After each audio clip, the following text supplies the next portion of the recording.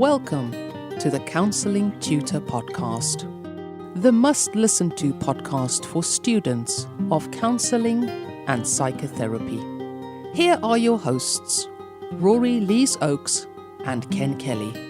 Hello and welcome to episode 14 of the Counsellor Tutor podcast with me, Rory Lees-Oakes, and of course the man at the other end of the internet, my partner in therapeutic investigation, Mr. Kelly.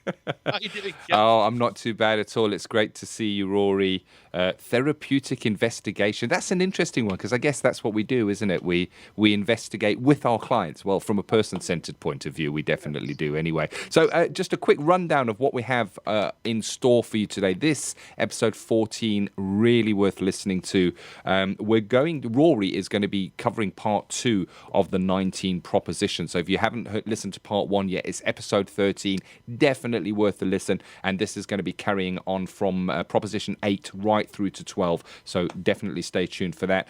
In skills today, we're going to be going right back, I guess, to the beginning. I'm going to be looking at attentiveness and rapport building. They're important in your assignment. So it's important for us to have a real good understanding of what that looks like. But we've got a real interesting topic to kick ourselves off today.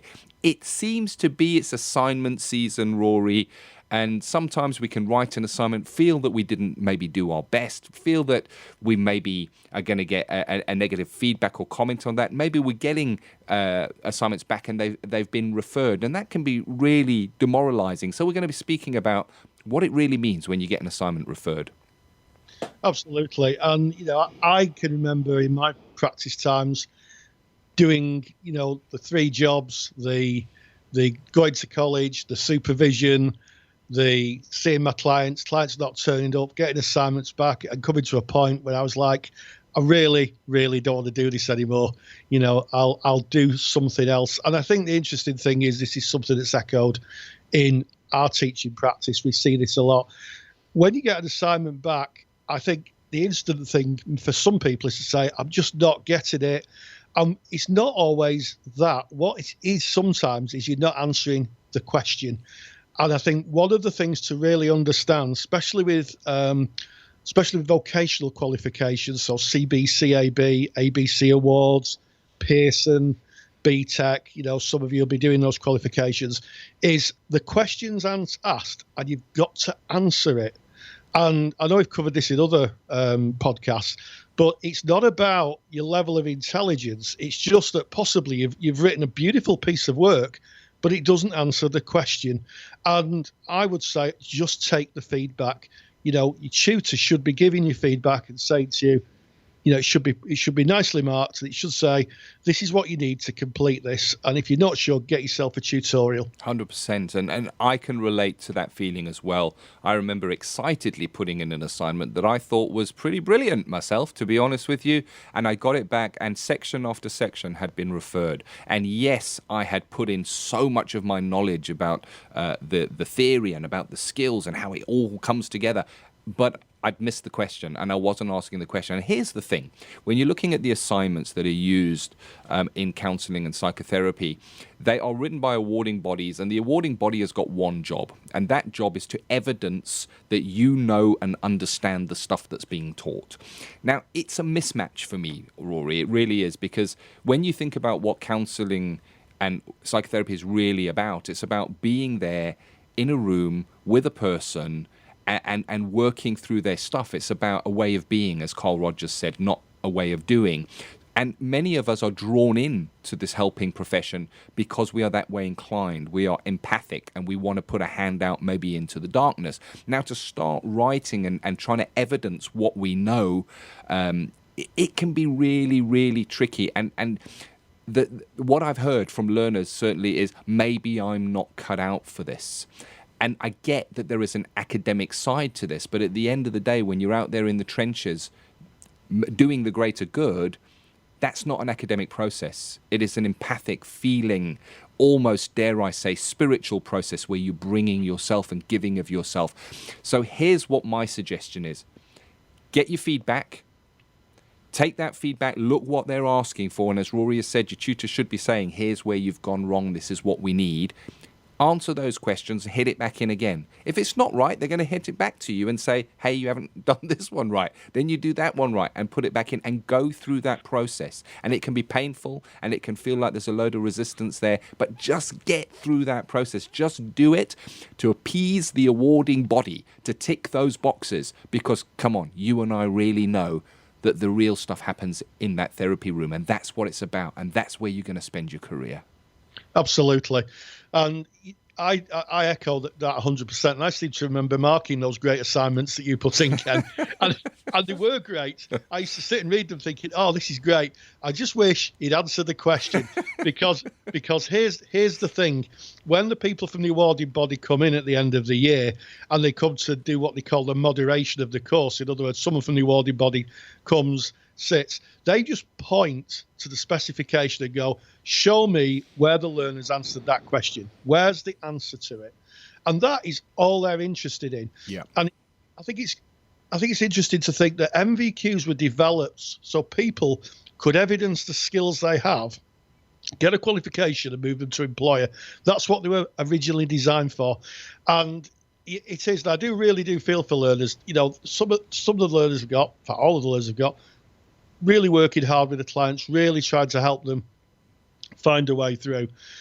Clearly skilled people, clearly practitioners who want to make a difference in people's lives. And then they sit and they sit and, you know, they have to do these assignments that sometimes can be a bit baffling. And I remember one of my learners many years ago she burst into tears and she said, I've had to learn to use a computer. I'd have had to learn to write the assignments. I'd have had to learn to reference. And all I want to do is help people. And I really did feel for her because it's just such a big hoop. But that's the world we live in. And it's a hurdle to jump. And that's the world we live in. It is. And I think if there's any message to be taken from this debate, it is push through that resistance, because it's really worth it. There's a really great book, and I'll reference it in the show notes, and it's called the War of Art. Now, there's another book called The Art of War by Sun Tzu, which is about business and about strategy and military strategy. But the War of Art is about having a passion for something and finding that when you try and pursue that passion, there is resistance in the way. And the basic principle that underlines the book is that the greater good that can be done by the passion that you're pursuing, and let's face it, when you're talking about counselling and psychotherapy and being there with people in pain, there's a lot of good that can be done with that. It can touch a lot of people's lives. It can make a big difference. The greater the good, here's the concept from the book, The War of Art, the greater good that can be done by what you are pursuing, the greater the resistance is going to be that kind of stops you getting there. And the closer you get to it, the thicker that resistance is going to be, till eventually it's like walking through treacle. And I don't know why that is. The book kind of tends to suggest that it's because if you're going to make it through there, it's only the people that should be there that need to make it through, and it kind of separates the wheat from the chaff. Just keep on going. You'll get through. I've sat with my learners in tears saying, I can't do this. I'm not going to make this. They all got through. We can do this, and we can do it together. And that's what Counselling Tutor is about. You know, it's about Rory taking those difficult theories and putting them into easy to understand words. It's about looking at the skills and describing them, thinking about them, so that when you come to those assignments, hopefully you'll get some value and some stuff from us. Absolutely, Ken. And, you know, for those of you who are nearing the end of your time studying counselling and are putting final assignments in or doing exams, if it doesn't work out for you, if you get a letter through the door saying, sorry, you've not passed, remove one word from your mind. I want you to listen very closely to this word. I want you to write it down on a piece of paper, and I want you to throw it in the bin, never to be revisited. Remove the word fail. Yeah. Remove it, right? It's not a failure. You learn more from a defeat than a victory. Absolutely. And what I would do is I would say, I just get another chance to show how brilliant I am. Yeah, I agree with you, Rory. And I think that we culturally, specifically in the Western world, culturally, the word failure is has huge negative connotations. The word, it's so weighty, just saying the word itself, failure. It almost resonates with it's a black, heavy cloud. The truth is that failure is part of any success. There is no success without failure. The light bulb would not be here had it not been for the how many failures that the man had to go through before he got the working model. There's in fact a website out there, I can't remember what it is, but it actually goes through all the great inventions and how many failures there were leading up to that. Now here's the thing, if you look at failure as a big negative word as opposed to a motivator, then maybe we're looking at it wrong, and maybe that's a cultural thing. I believe that failure is when you give up. I believe failure is going, you know what, I give up now. I don't think failure is getting something back and saying, right, I didn't quite meet that, I'm going to do that again. That for me is not failure. That for me is great courage. Absolutely, Ken. And the quote you're looking for is by Thomas Edison. Yeah. Someone asked him, he'd had 1,000 goes at making a light bulb and none of them worked. And somebody said to him, what's it like, Mr. Edison, to have failed 1,000 times to make a light bulb? And he paused for a minute and said, I haven't failed 1,000 times to make a light bulb. I just know 1,000 different ways of not making a light bulb. Language. I love it, and it rings so true. So there you go. Hopefully that is motivational. It is the season of assignments. It is the time that maybe the final year diploma students might be putting that final portfolio together, and that's a hefty bit of work. You can do this. You really, really can. But moving on, if you have got assignments and you've got those 19 propositions in there, that can be quite weighty to get your head around. We're going to pop over to Rory, who is going to bring us the second part of the 19 propositions. Counselling Theory with Rory Lees-Oakes. Hi, and welcome back to part 2 of the 19 propositions. If you're listening to this on iTunes, or maybe you're listening to it on the website, I've covered the first 8 of Carl Rogers' 19 propositions and given away a free handout. So get yourself over to www.counsellingtutor.com. That's 2 L's in counselling, we don't spell it in the American way, and look for episode 13 and you'll get your free handout. So we're going to look at 9 to 19 and we're going to look at the propositions again. And just to recap, the 19 propositions is a position of phenomenological experience. Phenomenology is how we experience the world. Very simply, if you pick a cup of water up and you drink it, what is that experience? How does it feel to you? What is meaningful when you drink that water? It may be to quench your thirst. So that really, in a nutshell, is phenomenology. And it's the important part of Rogerian theory because it gives us the theory of personality, an understanding of how clients not only experience the world, but can actually grow and develop and self-heal themselves. Remember what Rogers said, it's the client that knows what hurts. So let's have a look at number 9 of the 19 propositions. And Rogers states emotion accompanies and in general facilitates such goal-directed behaviour. The kind of emotion being related to the perceived significance of the behaviour for the maintenance and enhancement of the organism. As clear as mud, isn't it? So this links in to proposition 8, which I said is in the next podcast, which basically says that our behaviour is goal directed. Whatever behaviour we exhibit is to achieve some kind of outcome and some kind of goal. And the decode of that really is, I'm emotionally present in my behaviour. My feelings are part of how I attempt to get my perceived needs met when I feel, and now strongly depends on how important the need is. So this again links to client work. Clients can sometimes talk about the urgency of their experience and that they need to get their needs met. This isn't unusual. We hear a lot of that in the therapy room. Proposition 10.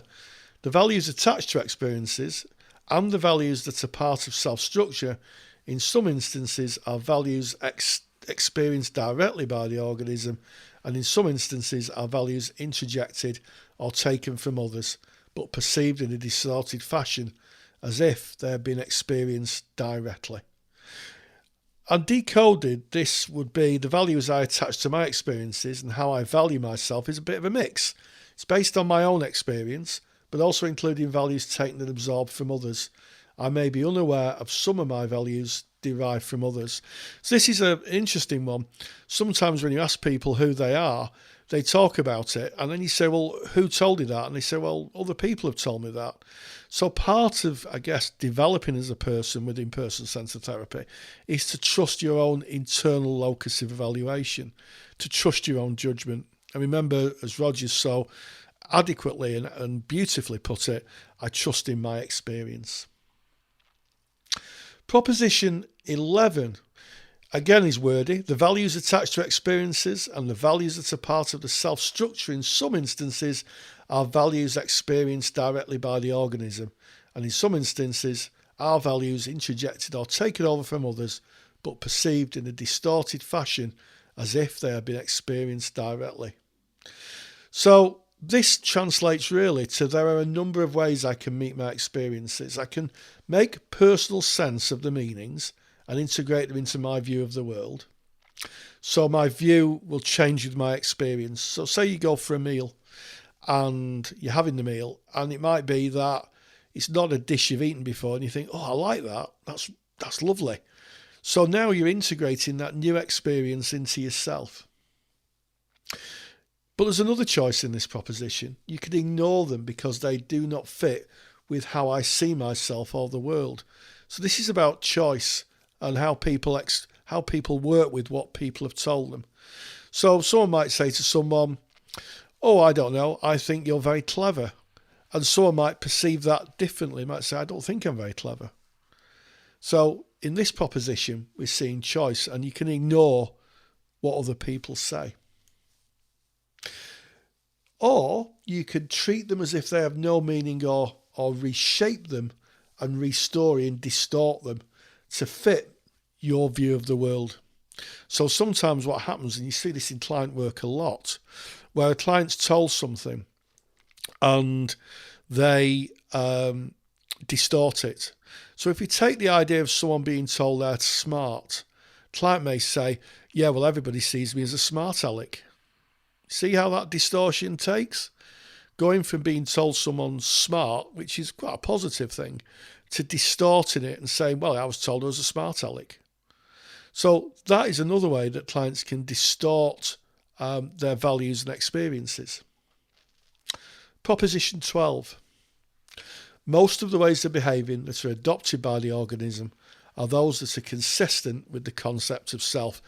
This is a really easy one. If you tell someone they're stupid and tell them often enough, more likely they're going to act stupid.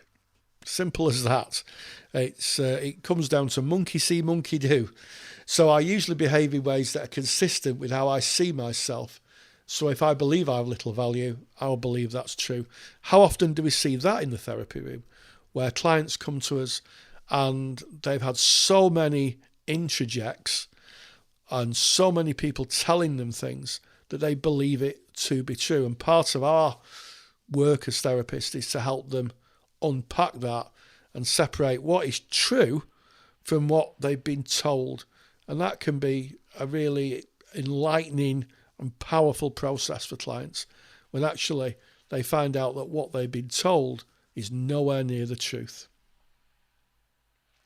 Proposition 13. In some instances, behaviour may be brought about by organic experiences and needs which have not been symbolised. Such behaviour may be inconsistent with the structure of self, but in such instances, the behaviour is not owned by the individual. A few weeks ago, I went to a garden centre and I saw a family. It was a child on a bicycle, a little girl on a bike, a mum and a dad. And the dad was clearly angry about something. He was clearly angry and not very happy. But he wouldn't transmit what it was to the child. I think the child had done something. He perceived the child had done something.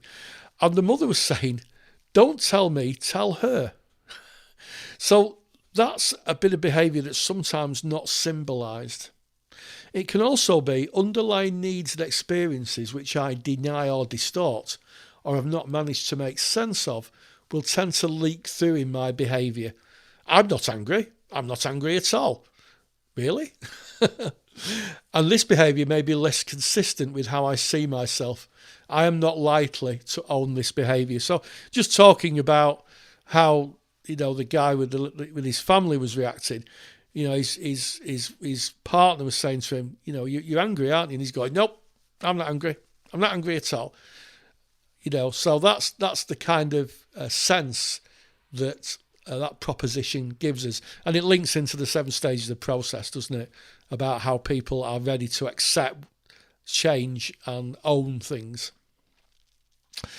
Proposition 14, psychological adjustments exists where the concept of self is such that all sensory and visceral experiences of the organism are or may be assimilated on a symbolic level into a consistent relationship with the concept of self. And I knew that if I said organism often enough, I'd probably got it wrong. So I apologise if I've offended anybody with my earlier pronunciation. Maybe just rewind past that. What does that mean? Well, it's when I'm connected to my authentic being, I'm able to be open to my actual experiences, its immediacy and totality, and to integrate this into the world. So as part of psychological adjustment, this really is about acceptance. It's about accepting those things in the world and being real about them. And sometimes, the power of denial is really powerful in the therapy room, where people just won't accept the truth of a situation. Proposition 15, psychological maladjustment exists when the organism denies awareness of significant sensory and visceral experiences. So sensory is what we see, visceral is how we feel them. Yeah, which consequently are not symbolised and are organised into a gestalt of self-structure. He loves his words, does Rogers. Gestalt means a wholeness, okay, and self-structure means you. So organised into a wholeness of you is proposition 15. And basically when you disconnect from your own self, you'll deny your own awareness of your own experience. So it'll be very difficult for you to make sense of the world and other people. And this is what causes unease and tension, sometimes known as incongruence.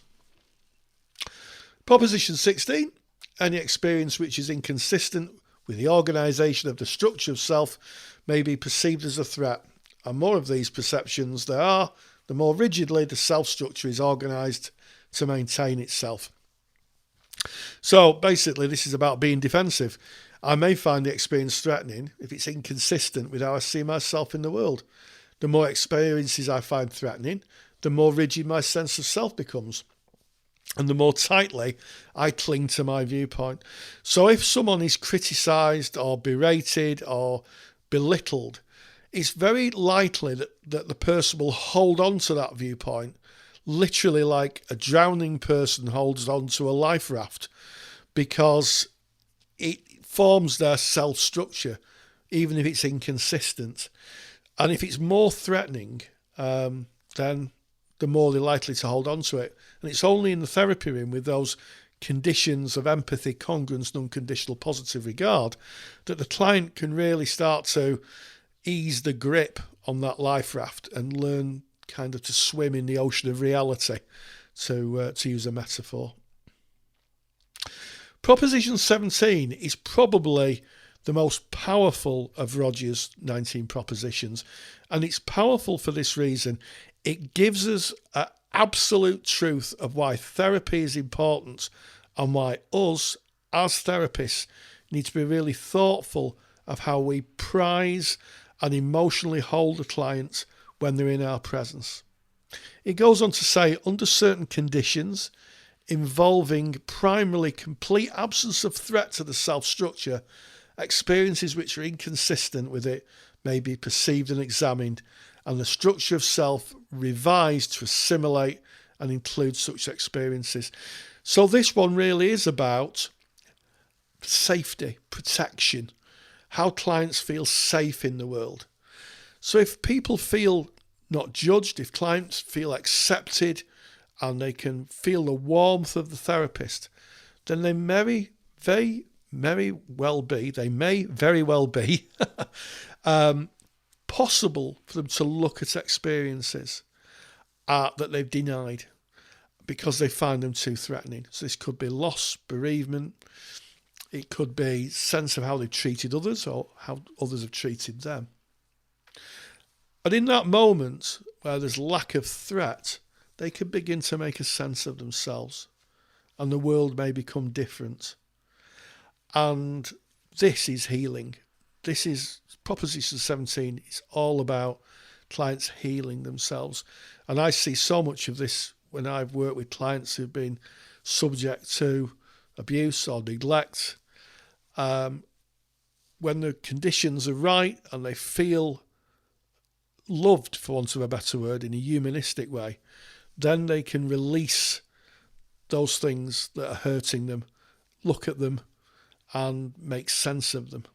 Really important proposition. Proposition 18. When the individual perceives and accepts into one consistent and integrated system all his sensories and visceral experiences, then he is necessarily more understanding of others and more accepting of others as separate individuals. So first of all, I apologise for the word he. I'm pronouncing the propositions as Rogers wrote them, and of course it's he or she. But what we need to think about in this proposition is about clients loosening their construct of themselves and being more fluid and more opening. It really translates to when I'm able to hold in awareness and integrate all my actual embodied experiencing, I'm inevitably more understanding and tolerant of others. I'm more able to understand, value and accept others as separate beings. So this is about the old adage is you cannot accept others unless you accept yourself. Something that's so powerful in counselling training. If you accept it of self, then it's a lot easier and a lot more fluid to be able to accept others who are different to you. And finally, the last of the propositions, as the individual perceives and accepts into his self-structure more of his organic experience, he finds that he is replacing his present value system based extensively on interjections which have been distortedly symbolised. Simply put, when I'm able to reshape my view of the world and myself and include denied experiences, I begin to reshape my values. I can let go of values that belong to other people, the interjected values and the conditions of worth, and become a fully functioning person. In other words, trusting oneself, trusting in one's own experience. Well, there you have it. That's that key bit of theory brought right through to the end. And of course, if you missed the first part of that, propositions 1 to 8, you can catch up on those with episode 13 of Counselling Tutor podcast. And Rory, you've got the download in episode 13 as well, which is your 19 propositions decoded. So for that, you just go through to counsellingtutor.com, click on the podcast tab, go to episode 13, go and refresh your memory on those and go and get that download, because it's a real useful thing to have. It's a great tool because you make it so simple, Rory. Oh, thank you very much, Ken. And yes, it is. Rogers was a bit wordy, wasn't he? He was a bit. He's a bit of a wordy lad. He was a man of his time, I guess. He was, but I knowing him as I do through the pages of his books that I've read many times, I think he liked the idea of having academic robustness. So, Ken, I'm glad you've been paying attention. See what I did there? I'm glad you've paid attention to that. So, what are you going to be doing in Skills with Ken? Well, today we're going to be looking at attentiveness and rapport building. So this goes right back. This is, I guess, when you cover skills for the very first time at level 2 in the introduction to counselling. The first thing that you might talk about is attentiveness and rapport building and what that may be. But, it's deep. And attentiveness and rapport building is as much part of my practice today after being in private practice for many years as it was when I did that first simulated skills 5 minutes in level 2. It's important, and I guess it's important for us to revisit it because it can be seen as, just something that we do automatically.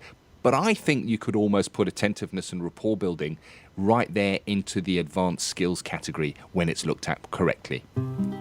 Counselling Skills with Ken Kelly.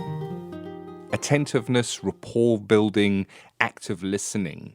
These are the very bedrock of what we offer as counsellors, as psychotherapists. And I guess we cover it, what attentiveness and what rapport building is, right at level 2 in that introduction to counselling skills. We'll have a look at what that is. But we're going to be writing about that right through our counselling study, right up to when we put our final portfolios in, we do our dissertations. You're going to be mentioning attentiveness and rapport building because it kind of knits its way through what we offer as counsellors. It's the way we are within the relationship that lets the client know that we're there for them, that we're listening to them, that we are attentive and focused on what it is that they're bringing, that we are looking from their frame of reference as opposed to from our own frame of reference.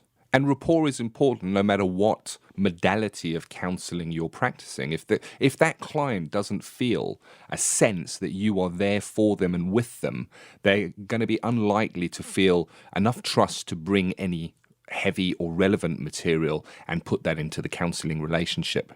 So maybe a definition of rapport is a sense of having a connection with the client and the client sensing that very same connection. I think it's important to point out that rapport is not something that the counsellor demonstrates. It is something that is built within the relationship. So it's something that is present between the counsellor and the client. For me, I believe that rapport and attentiveness are less things that you actively do and more something that you are. It is, as Carl Rogers would say, it is a way of being. It is how you present yourself in that counselling session, from the very moment the client meets you to the very last session when the client moves and goes on their way. I think it can be really easy in a recorded skills session that is going to be evaluated to try and turn on the rapport, to kind of flip a switch and do all the right things that will be measured as rapport so that you can kind of evidence that in your assignment. And for me, that feels put on, it feels false, and it feels incongruence. If we look to the works of Carl Rogers, he mentions that if incongruence is present from the counsellor within the relationship, then the relationship will not be a therapeutic relationship because the core conditions that are necessary and sufficient are not there. So for me, the very essence of rapport is about being your true self, taking you just as you are into that relationship. So you're not there in the session trying to be the counsellor. You're just being yourself, receptive to what that client is bringing. Of course, there are things that we can do as counsellors to prepare, to be better able to demonstrate that rapport, that attentiveness. And I'm going to start with being well prepared for the session. So this means going into the session being calm, being unrushed, being ready so that you can be present for the client. So if 2 minutes before the client walks in, you're on your emails, kind of getting back to people, potentially you're not going to be in the right mindset to be 100% fully there. You may find that that last email that came in is still floating around in your mind. So perchance there is an opportunity to maybe put in 5 to 10 minutes to just calm yourself and come into the place of being present before the client arrives, to maybe go over notes, to maybe think back to your last sessions with this client and look at who they are so that as they arrive, you're in essence already with them. Another way that we can encourage rapport within our counselling environment is to look at the counselling environment itself to make sure that it is a safe and trusting environment, that it is uncluttered, and very importantly, that the client will feel that they're bringing is confidential, that it can't be overheard through a wall that is not soundproof, that they can't be seen by passers-by who may be able to look through the window. So they need to feel safe to be fully integrated into the relationship for that rapport to build. When the client is at ease, when they feel that they're in a threat-free environment, that is when that rapport can start to build between counsellor and client. As a counsellor, if we're aware of who that client is, what their name is, remembering the key issues that they brought at a last session, remembering maybe names of special people within their lives that they have mentioned, that we've taken down and put into our notes, maybe taking the time to look over those notes before the session, that all goes towards building that rapport. Shows the client that we care, that we're paying attention, that we're there with them. Mirroring is a great way to build rapport, and by mirroring I mean look at the client, look how they're sitting, look how they present themselves within the relationship, and mirror that maybe with your tone of voice, with how you respond to what they're bringing, and specifically to the pace of the counseling session. If the client is speaking slowly and really being considered in what they bring, you can mirror that back in speaking really slowly. It would be a mismatch if you very quickly rattled off in maybe a summary what the client had said. You'd want to mirror where they are at, where their tone is at. You would like to mirror maybe the weight of the material that is being brought. So if the material is particularly deep and meaningful to the client, that you would show an understanding and a respect for that deep, meaningful material that is being presented. And of course, a vital ingredient for rapport would be the core conditions of empathy, unconditional positive regard, and congruence from self, being the counselor, being who you are within that relationship, being fully integrated into the relationship, seeing it from the client's perspective. That is the empathic listening, responding in such a way that the client feels that they have been understood. There is the circle of empathy complete. Unconditional positive regard, seeing that client for who they are, recognizing them as a fellow human being without judgment, being there for them no matter what they bring, no matter how scary it is, no matter how dark or how deep they may go, just being with them without judgment, standing next to them. That builds deep, deep rapport, deep trust within the relationship. And with deep rapport, deep trust, we work at relational depth, and that's where the real work happens. So in closing, have a think about what rapport building means for you. Think about your own life, your own relationships. Are there certain people that you just get on well with? If there are, what is it within those relationships that makes that work? Are there people that you feel less comfortable with? Have a look at those relationships. What do you see in terms of rapport within those relationships? Is it lacking in any of the areas? Is that where that sense of discomfort comes from there? So in conclusion, that rapport building, that having a sense of a connection with the person, be well prepared for the sessions, making the sessions safe and a trusting environment for the client, being aware of who that client is, offering empathy, unconditional positive regard, and of course congruence, bringing your whole self and integrating into that relationship, and working at the client's pace, mirroring what they bring into the session. These are all the ingredients for rapport building. But of course, as we said right in the beginning, rapport building is more who you are, not what you do. I really appreciate hearing that again, and I'll tell you for why. Attentiveness and rapport building are literally the foundations of relationship building. If you're not attentive, if you're not trying to, build a rapport with your clients and try and find where they're at in the world, then absolutely nothing else will happen. Not even the use of any theory, which is something we've got to look at next, Ken, isn't it? We've got to look at the difference between integrative and eclectic therapy.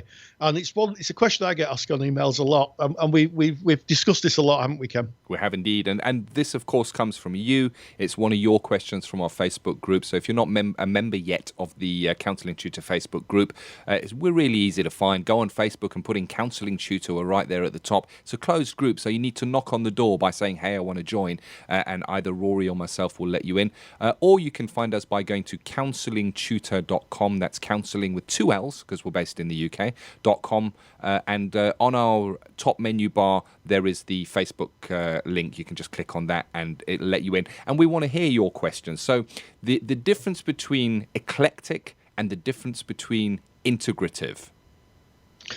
Yeah, the best way I describe this, and I wish I'd have thought it up, I've actually pinched the idea from a book I read, and I can't for the life of me remember who it is.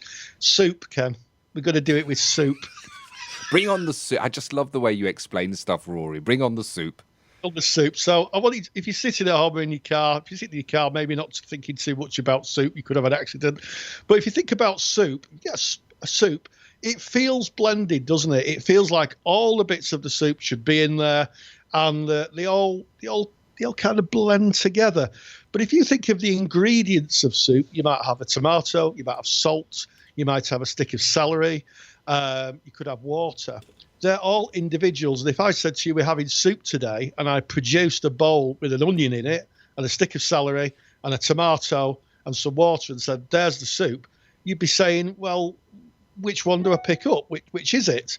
And that's very simply the difference between integrative and eclectic. So integrative is pretty much seamless. So a good example of that would be someone who's, had say for instance, they've had a scare.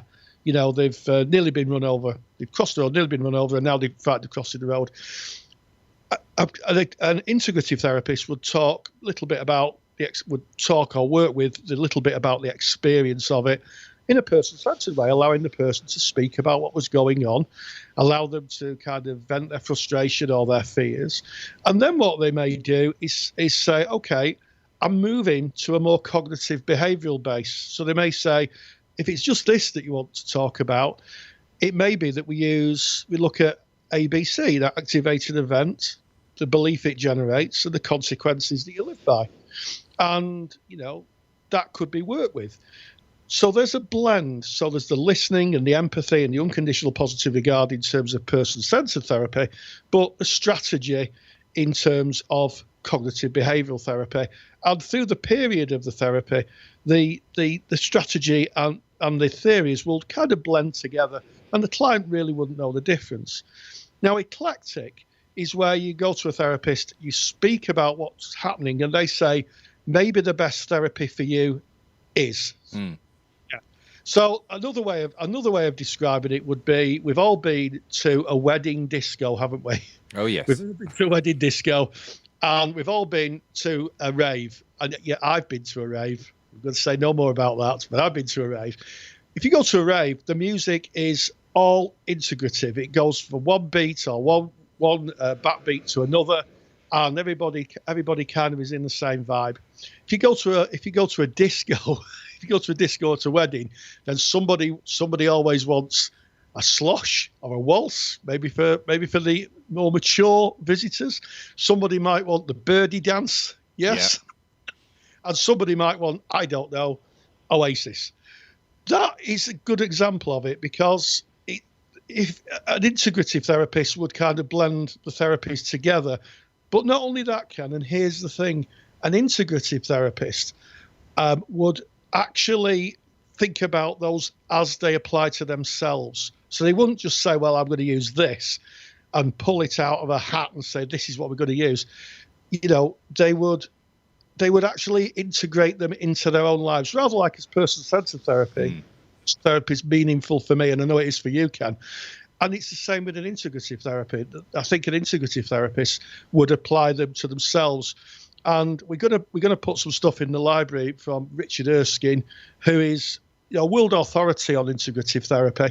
And he makes a really good point about, if you're practicing the therapy, really you should be integrating it into yourself, not just pulling it out of a bag, asking the client to get involved with it and then putting it away again. You have to believe in it. And that's integrative therapy. It really fits, and it's integrate, isn't it? The word integrative. And it feels, I guess if we were looking at TA, it kind of feels smooth and almost soft and fluffy, integrative and seamless, whereas eclectic, even the word itself, feels like sharp and spiky. Eclectic. It really, yes. It kind of is. And there's a program that used to be on in the United Kingdom. So all you listening here in the UK may know it. It's called Ready Steady Cook. And in Ready Steady Cook, they would have two teams, and they would have the same ingredients. They would have the same ingredients, and they would have to make some kind of food using the same ingredients. And the dishes would taste completely different, because it's what you bring. It's your personality. It's a recipe. And I guess integrative is having a full understanding of the therapies that you're drawing on. Whatever they may be, you're integrating them for the betterment of the client and their journey. Eclectic would be like being in class, being a person-centered counsellor, being in class, having a TA lecture and thinking, wow, that PAC model, that's a good one. That I'll take that into my next session with my that is eclectic. You're just bringing something in, bang, it doesn't fit there. It's not for the benefit of the client. You don't have a full understanding of what you're bringing in, so therefore you're not able to integrate it. So I guess that's my understanding of integrative versus. Absolutely, Ken. And I'll give you an example of what bad eclecticism looks like. A few years ago, I was talking to someone who said, "You're a counsellor, aren't you?" And I said, "Yes." She said, "Does this sound right?" She said, "I went to see my therapist, and I was talking about something, and she got me talking to an empty chair." So she said, "Well, okay." So we tried that. Then the next week, she produced a picture with 3 gravestones on, and asked me to write what I think would be on the gravestone, what I would want on it, and what other people would write on it. And next week, she asked me to write a letter to somebody, and she never told me why I'd done it. It was like every week was a quiz week, and I've got no idea what I was doing. Now, we know that those techniques are Gestalt with the empty chair, Gestalt with the Gestalt letter, and also TA with the gravestones to some extent, Gestalt TA, but to apply them in such a cack-handed way, it's really not good at all, because the client just thought, I wonder what we're going to be doing this week. There's no therapeutic movement. It was almost like, we'll try everything. And it also felt that there was a bit of desperation on the therapist's part, that the therapy wasn't working, and we'll try something else. We'll try. It's never a great feeling for a client. I think you've got to be a real integrative therapist. You've got to believe in what you are using.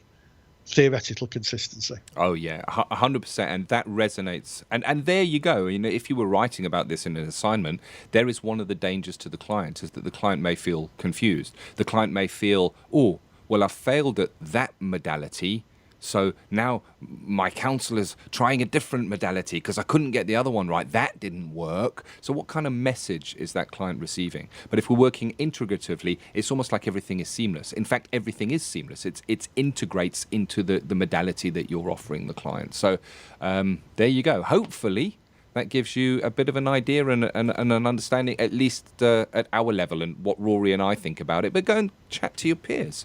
If you're on an integrative counselling study course, we want to hear from you. Please come on into the Facebook group and tell us a little bit about your thoughts, your feelings on that. Yeah, how do you make your soup? Me. I open the can. Step 1. I was using a metaphor, you see. People would tell me how they use their integrative skills, not make a soup. I get me coat. So there you go. That is episode 14 of the Counselling Tutor podcast. Hopefully something of interest for you there.